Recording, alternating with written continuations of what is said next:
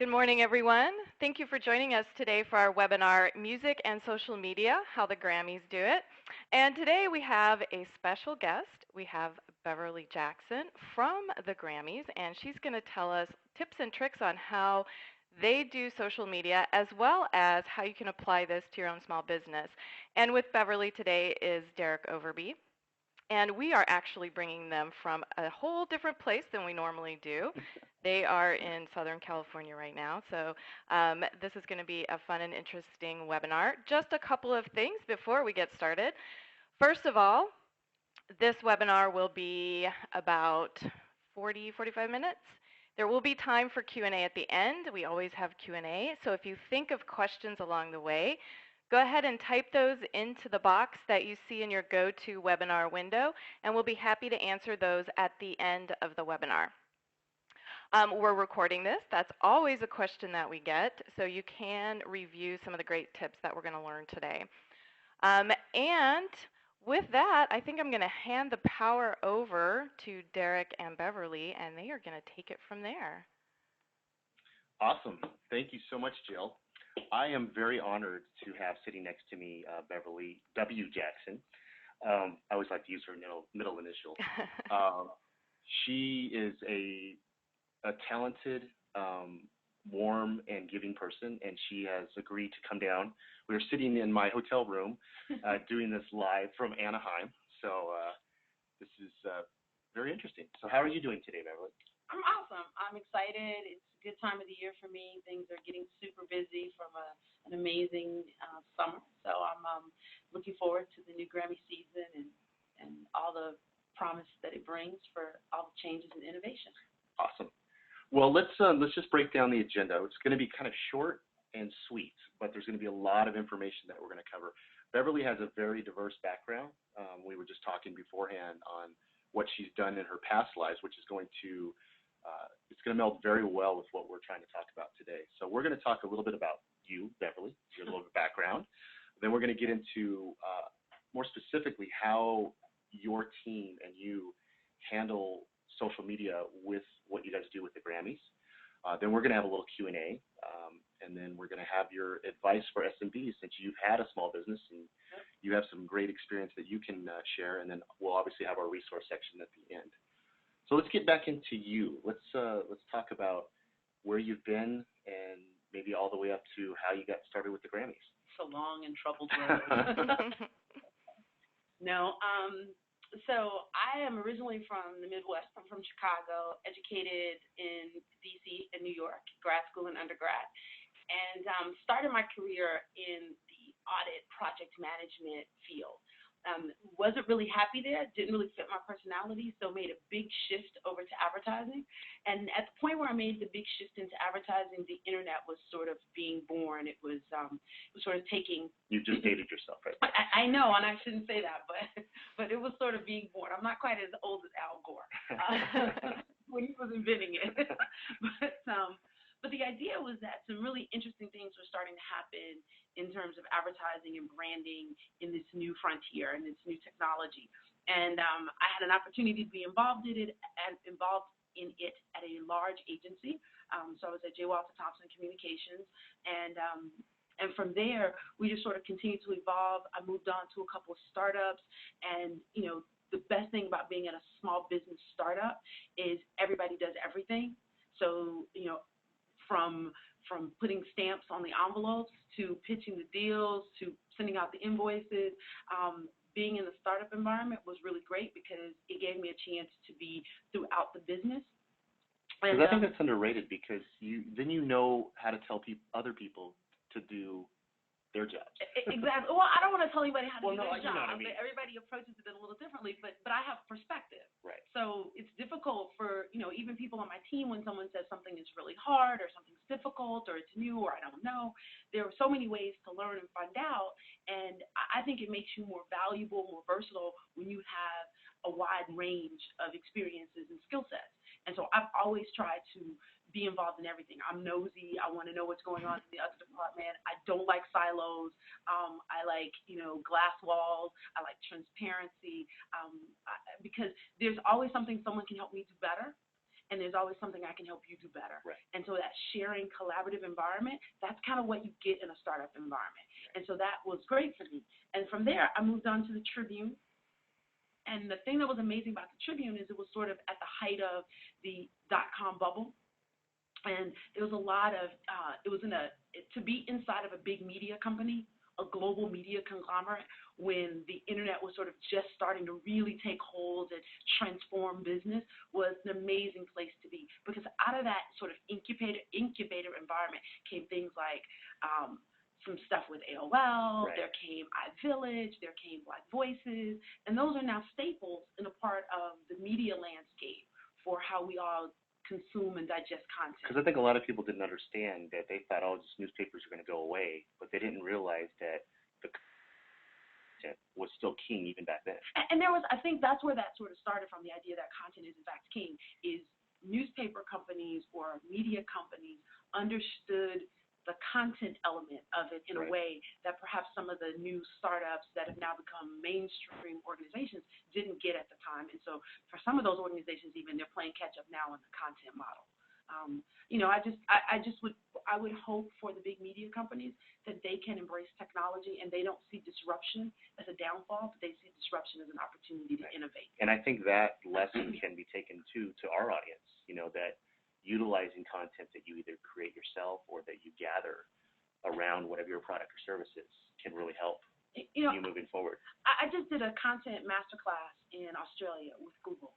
And the one thing that I walked away, that I wanted everybody in the class to walk away with, was the idea that content is anything and everything. Right. It just matters who you're talking to, and it just makes it imposes the challenge on the creator to understand the audience and understand what the audience is trying to achieve. That's awesome. That's great, because a lot of people think about it like it's a story or it's a video or whatever, but it can be packaged in any way that you. I mean, it could be. It could be. I mean, I think there should be some thematic purpose to it. So storytelling is an easy way to get people's brains wrapped around the idea of how to build content. But absolutely, content is anything and everything. Awesome. Anything and everything. I just really believe that. And so from the Tribune, I made my way back over to another agency. I worked at Octagon for a little while doing some music and entertainment stuff, some House of Blues stuff in Vegas. And then I think probably the transformative piece for me was I worked with Dr. Peter Diamandis and the Singularity U and the X Prize Foundation folks, and just really got a feel for how disruption really impacts our industry and our lives, and sort of what that means to traditional businesses as well as it means to startup environments. And from there, heard the Grammys was looking for a marketing person. I think they thought they were looking for a salesperson, a business development person, and then I kind of helped them understand what they were looking for. What they were really looking for. And that was you. Well, they got me, so I needed to make it fit. And it's been a good 4.5 years. It's an amazing time. It was the right place, the right time for where we are. So let's just, we're going to go into, obviously, talking about how the Grammys handles social specifically, but I'd like to understand really quickly maybe how that transition has happened between you starting with the Grammys and where we are today with your overall contribution to the organization. Well, I remember, for those who know me actually know that I'm too vain to actually ever wear my glasses. I've been wearing glasses since I was 3, and I hate them. And I just refuse to wear contacts or get LASIK, so I never wear my glasses. And I was sitting here with you, the glasses are over, they're on. Don't say where they are. They're not on my face. I just was realizing that probably wasn't going to come out right on air. But I would be in meetings. And I was a big early Twitter adopter, big Twitter fan, and I would actually be tweeting about what was happening in meetings in my closed Twitter account. It's sort of my frustration for what I wanted to do, but what I couldn't do. Were anyone following you in that room? Well, no one in the room was following me. In the early days on Twitter, no one at the Grammys was allowed to follow me for the things that I was saying. But what was amazing was I had my glasses on. I didn't have my glasses on, so I couldn't see. So my glasses were, my phone was way up near my face. And so eventually I was found out, and sort of people were like, hey. And I think, the first time I said to, we we had this amazing gentleman who's on the board of trustees at the Grammys. His name is Ted Cohen. And I sort of think of Ted as sort of the godfather of social and digital evolution at the Grammys, because Ted was pushing on it from the outside, and I was pushing from the inside. And then our chief marketing officer, this guy by the name of Evan Green. Evan is fearless. One of the things that I love about working for this guy is that, he's kind of a badass. He used to rock climb and dive out of jump out of planes and stuff. And when you are being disruptive and you're trying to change and you're being innovative, you want your leader to be fearless, to be courageous, because that person sets the sort of tone for how you engage. Right. And then you can take risks. Exactly. And with those two people at the helm, with Ted sort of pushing and Evan being sort of a risk taker and an innovator, it was real easy to sort of come in and, well, I won't say real easy, but it was helpful. It was easier than it would have been had you not had someone in that. Absolutely. It was better to have that support. That's awesome.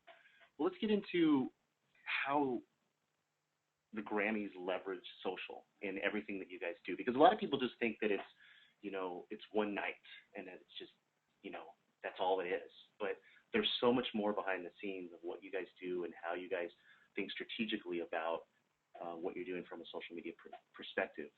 Why don't you explain a little bit about how you guys approach? Well, okay, so for us, for the 54th show this past February. And I want one of those jerseys. We will give you one of those shirts. I'll get you one of those shirts, I promise.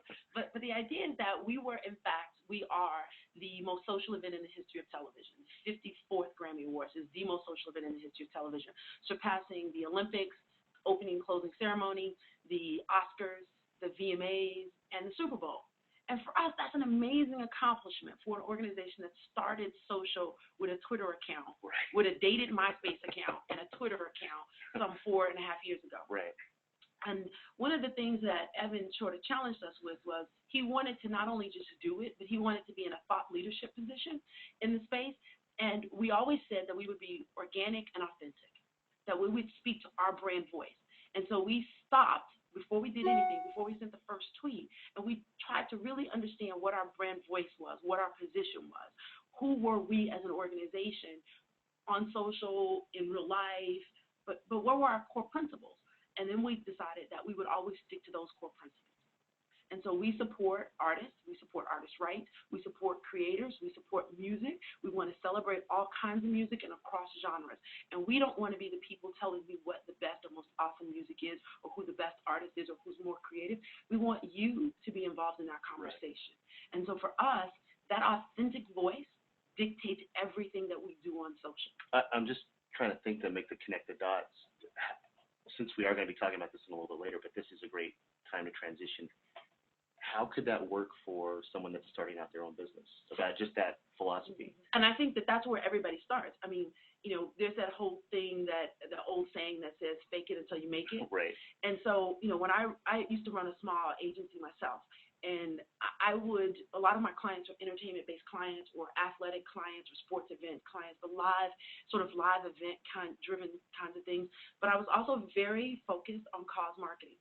Like, I didn't want to just go to a party and have a party for the sake of having a party, because it's kind of not who I am as a person. It needed to lend itself to something. And so that was a core value of mine as a businesswoman. And to give back to the community, whether it was through education or whether it was through providing access. Some sort of community building focus was a part of who I am. It could have been a sustainability issue. It could have been education. It could have been, young female empowerment. Whatever the issue was, that's my issue. Those are the things that are personal to me. So when you talk to me over a glass of Merlot, those are the kinds of issues that I'm talking about. Those are the things that I'm looking forward to. Those are the kinds of issues that drive me as a person. So from my own personal branding perspective, I took those things into my business. So I wanted to work on projects that were relevant or related to that somehow, because that's where I was most successful. So that made you larger than just the business. It made me larger than just the business. It made it larger than the project. It made it larger than the invoice that I was working towards at that particular moment. Right. And that's kind of how I think about even the Grammy brand when we think about it now is it's not just about the show. Yes, we have an amazing partnership with our broadcast partner, CBS.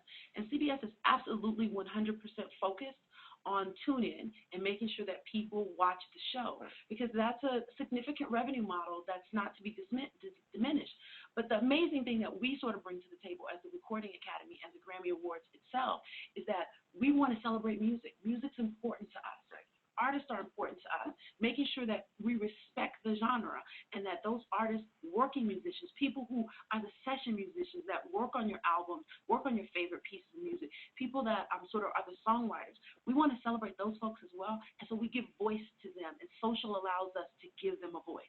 So when we give an emerging band that's never won a Grammy Award, or that's never been on the Grammy Award stage, the Grammy stage, when we give them a shout out from our Twitter account and they can retweet that, that's a huge opportunity for them. That's huge brand lift for them. Because that's not only external but also internal. Absolutely. I have to just believe that you get such a high off of getting that recognition. As much as, one of the things that in being the most social event in the history of television, telling people what you want them to do and how you want them to participate is incredibly important. So it's not just telling the fans and the consumers what you want, but tell your vendor partners what you want, tell the artists what you want, tell the labels what you want. Everybody needs to know the game plan and the roadmap for success. If you're an entrepreneur or you're sitting at the top of the food chain in an organization, everyone should know what the roadmap is, because we can't all get there if we don't know what the roadmap is. And I think that's unfortunately that's what a lot of people do is they jump into social, they start a Facebook page or they get on a Twitter account, but they don't really have any strategy about what are they going to do with this. Well, they don't have any strategy about it, and I think the other challenge is one of the things that we say is that every platform, every channel has its own strategy. So for every event, so we create the Grammy Awards, obviously, but we create another 150 to 175 events across the country through our 12 chapters every year. But every event has a social media integration plan. And that social media integration plan is based, and it used to be that it was written by me and it was written by the social media specialist or it was written by the project manager.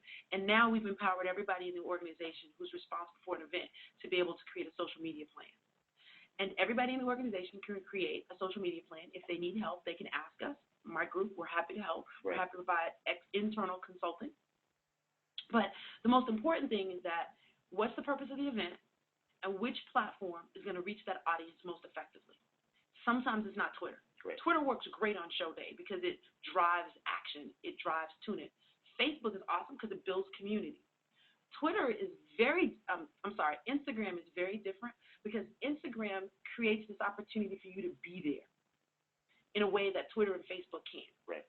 We found and just by looking at your guys' account, that's what I wanted to touch a little bit on because I think that is powerful through the visual aspect. So, a lot of people don't know this. We were the first organization to put a social media stop on the red carpet. So the Grammy red carpet is perhaps the most prestigious red carpet in the industry.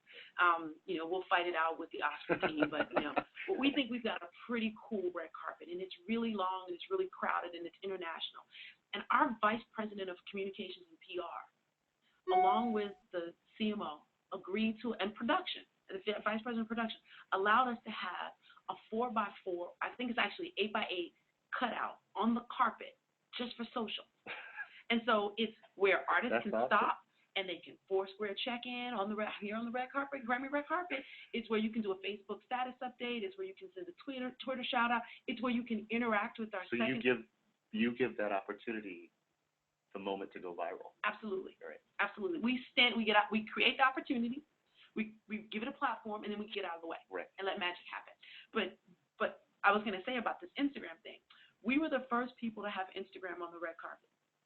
So when Instagram probably had maybe 35,000 users, it may not have been that much. Our social media manager, our community manager came to me and said, hey, there's this thing called Instagram. We should get with these guys. It's like pictures. And I was like, pictures? What? And she was like, yeah, it's really cool. And then she let me take a look at it. I downloaded it to my phone, and I was like, hey, this is kind of cool. Because you could, okay, I see where this could be cool. Right. But we have a very small staff. So what we did was we invited Kevin and team to come over to the Grammys. We gave them 2 tickets to the show, and we put them on the red carpet. We said, stand up there and take a couple pictures. Now, it's really weird now because they're billionaires, and they probably won't take my call. But, it was amazing. And one of those guys actually captured the famous picture of Lady Gaga in the vessel, And or yes, the egg, yes, or whatever. whatever you want to call it. Whatever you're calling it. But they captured that picture of Lady Gaga. So now we could have sent a tweet about Lady Gaga is in an egg or a vessel or in a womb or in something, and people are carrying her down the carpet. And no one would have truly been able to anticipate or to visualize what that would look like. But having Instagram there to capture the picture and have that picture within minutes be retweeted or reshared some 7,000 times was amazing. And from that point on, for us, it was no turning back. So you guys actually made Instagram what it is today. I won't take that credit. I won't take that credit. I think you guys need a little bit of that $1 billion. I need $1 billion. But they were off to something amazing and interesting. And so what we've sort of figured out is that, for music rights, it's a little difficult because you can't always record the music. You have the right to share the music.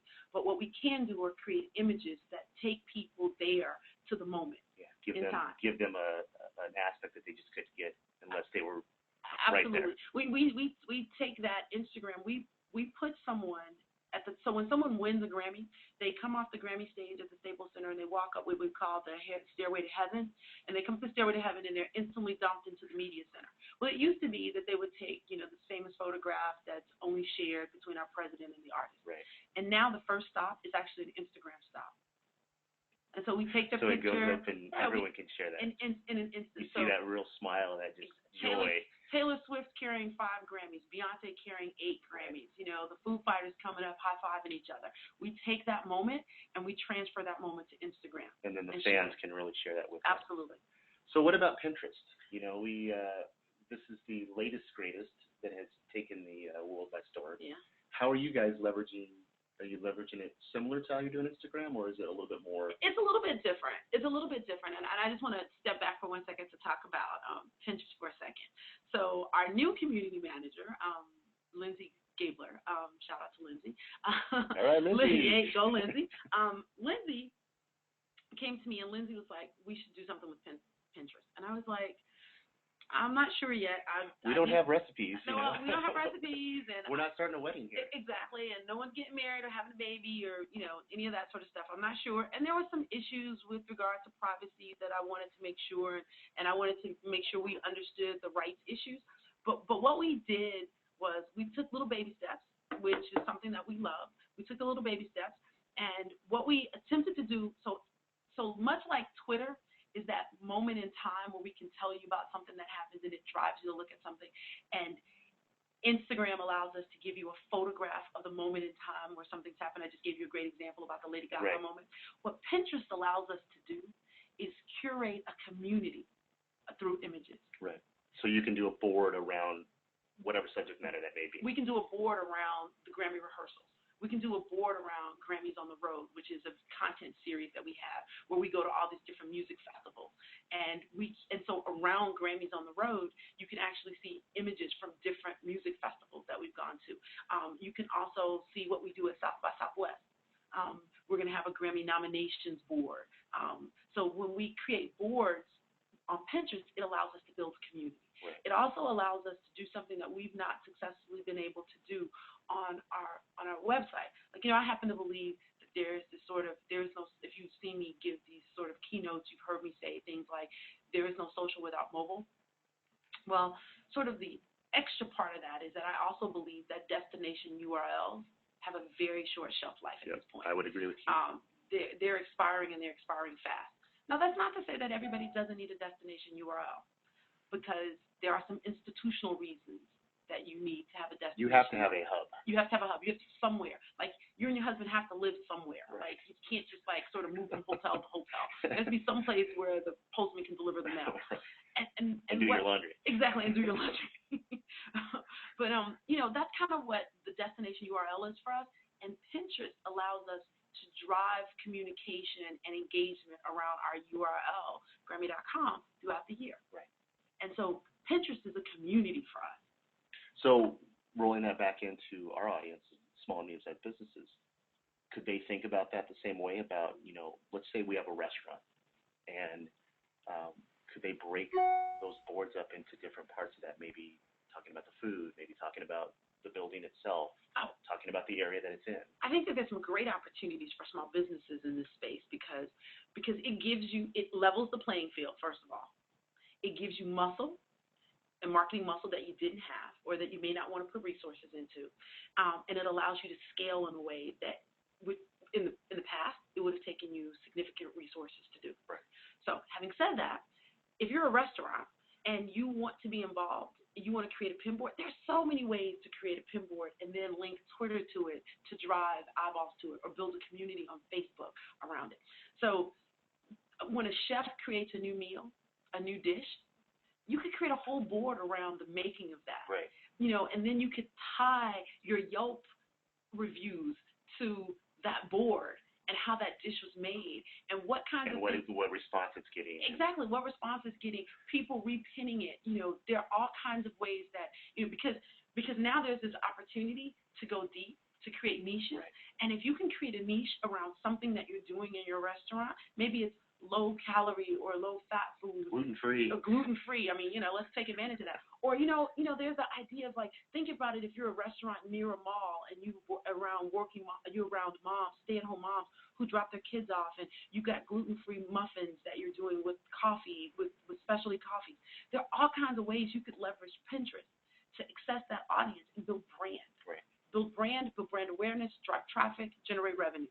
Because for everything for me, because I started off kind of in that sales role at the Grammys, everything for me comes back to driving revenue. And having owned a small business, there's all kinds of ways you can spend money. There's very few ways to make money. So every way you spend money ought to be connected to a way to make money. See, but that's a great way. I think a lot of people, they either go to the extremes. They either feel so, disgusted with themselves because they're trying to ask for business or revenue from their audience, or they go way to the other extreme and all they do is want to oversell you.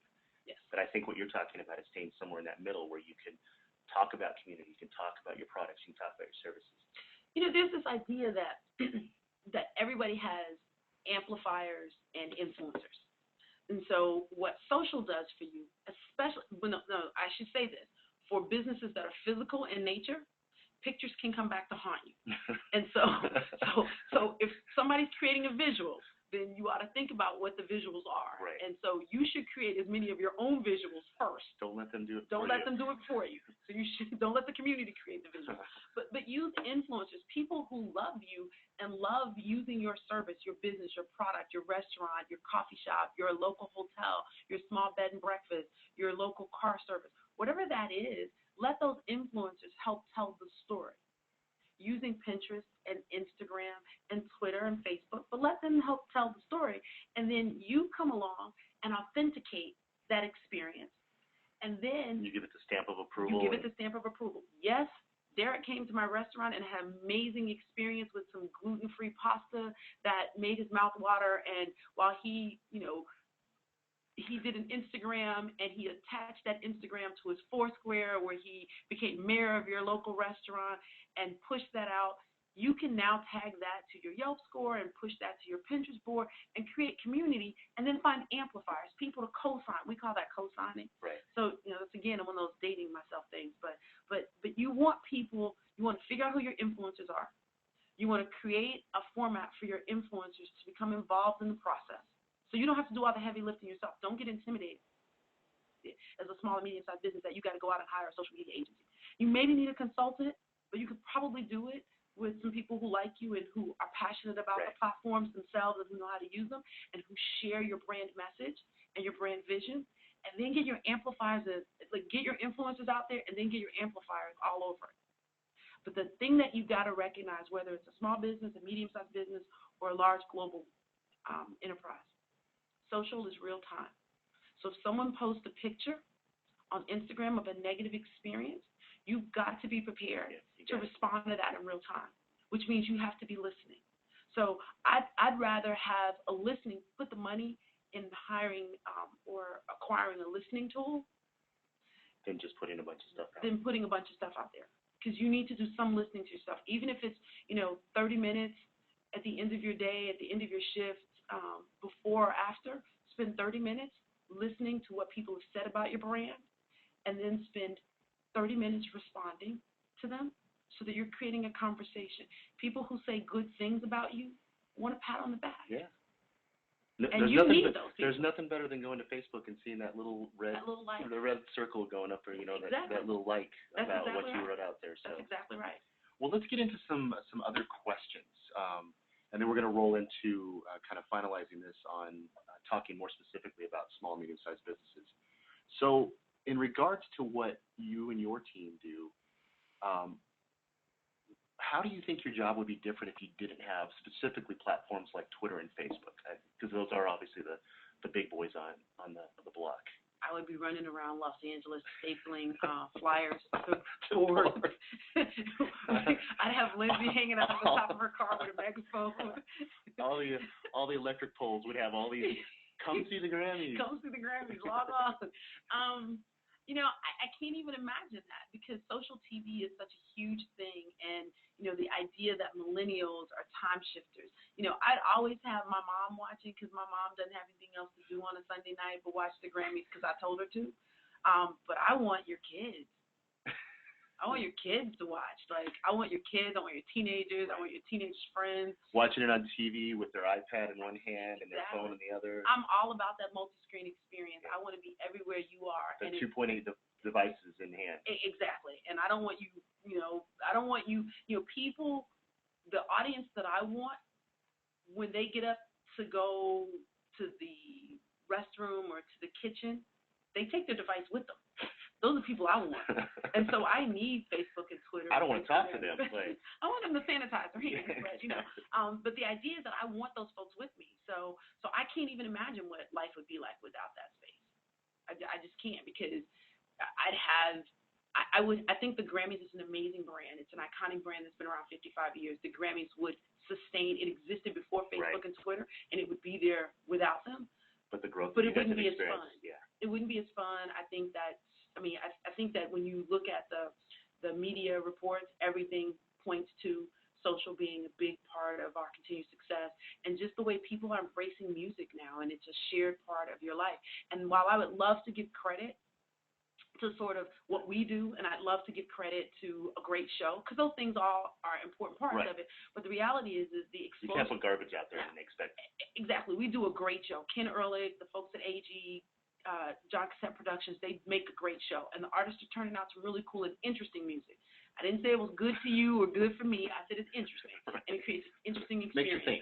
Exactly. But the other things that are very helpful to me, which is why I always say don't look just at one thing, places like Soundtracking, Shazam, those sort of Spotify, those kinds of new platforms are also bringing people back to music and creating shared experiences. And I just want to leverage that community. Because music's not going away. Music's not going away. It's being consumed in different formats. And this is, a lot of the stuff that you say right now about the behind the scenes, people don't really think about, oh, I downloaded this song for free or someone sent this to me. And it's like, you really need to think about that from a, not just from a piracy standpoint of, you're doing something illegal. Well, for the most part, people think, oh, it's just this big artist, they make millions of dollars. You're not thinking about the working musician, the session musician, the songwriter who, makes $35,000 a year sometimes, and that song that you didn't pay for impacts that person's ability to feed their child or, to pay their health care insurance. Well, since we're getting kind of behind, and I know Jill's probably looking at her clock right now. We're going to go fast, Jill. I just want to really get into more of the small business aspect. I got a couple questions here for you. One is, what advice would you give to someone just starting out a business with regards to social? I know you said the listing aspect. Is that still what you would kind of hold true? I would hold true to that, but before you can listen, you need to own all your channels. So whether just like in the old days, and I love that I just said the old days, but just like in the old days when you used to go 10 years ago? Yeah, 10 years ago. When you used to go and get your domain name, make sure that you secure your name across Facebook, Twitter, Instagram, Pinterest, all these platforms that you think might be relevant, and even the ones that you don't think are relevant, the Google Plus ones.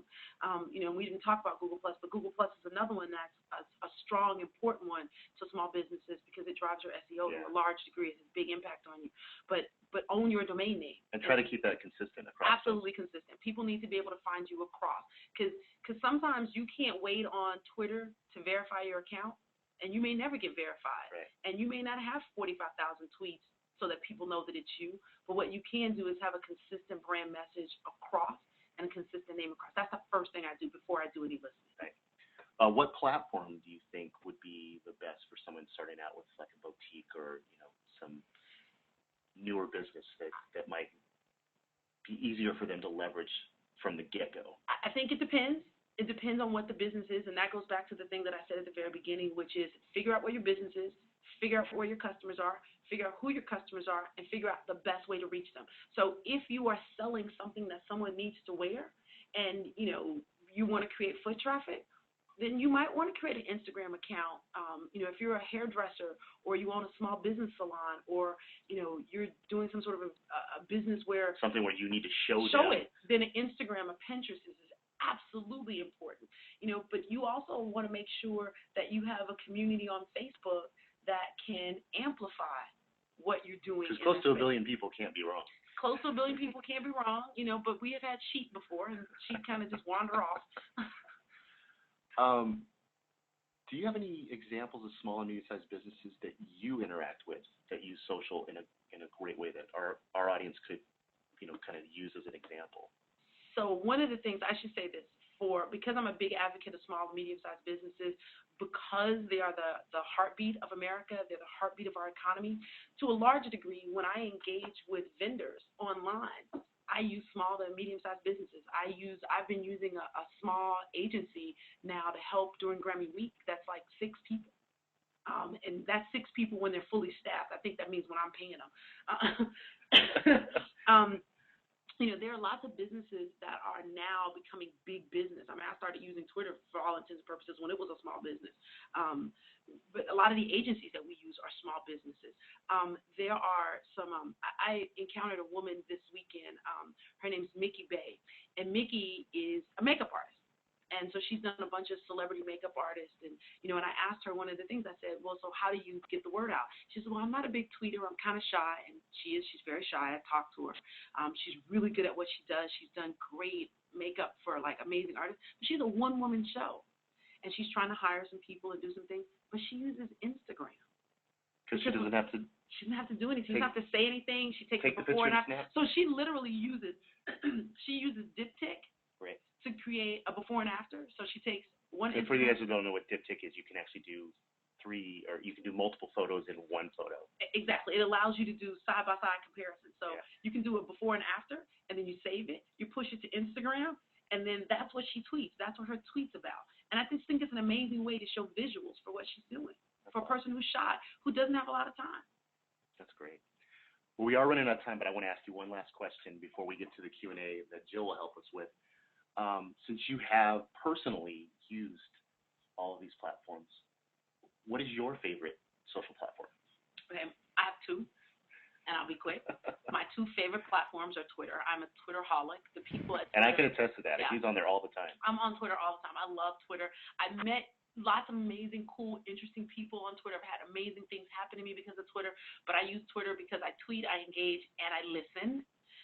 That's the first part. Second part is, the second thing that I love is I love Instagram because I'm visual. Right. So, like, I just love Instagram. I love taking funny pictures and love sharing my travels with people. But I have one piece of advice for small and medium-sized businesses with regard to Twitter. If you're going to jump into the Twitter universe, I suggest you do 2 things first. Before you send your first tweet or before you send the first tweet of the day that's to the universe, make sure you understand what Twitter's talking about, because you can create a really bad experience for yourself and for your brand unintentionally by not knowing what people are talking about on Twitter. I always tell people, just follow the stream for a while. Yeah, like pretend like you're a salmon. Just roll with it for a little while. Just go in the stream before you do anything extra. Well, Beverly, I would love to just sit here with you for several more hours and just talk. But obviously, our people have to get back to work too. So here are some resources. You can always find great stuff about what we do with social media on our blog. But I've given you also some examples that you can look at, and these are not all, but these are some of the Grammy social channels, including Facebook, Twitter, Pinterest, Google+, and even YouTube.